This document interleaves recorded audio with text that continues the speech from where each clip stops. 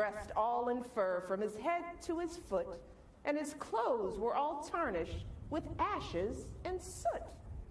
He was dressed all in fur from his head to his foot, and his clothes were all tarnished with ashes and soot.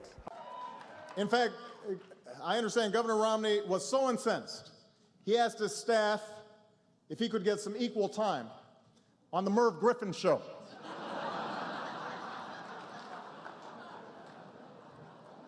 He was dressed all in fur from his head to his toe, and his clothes were all tarnished with ashes and soot.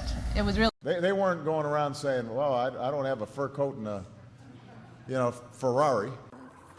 He was dressed all in fur from his head to his foot, and all his clothes were all tarnished with ashes and soot.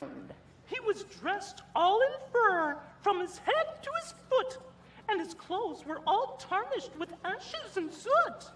A bundle of toys he had flung on his back, and he looked like a peddler just opening his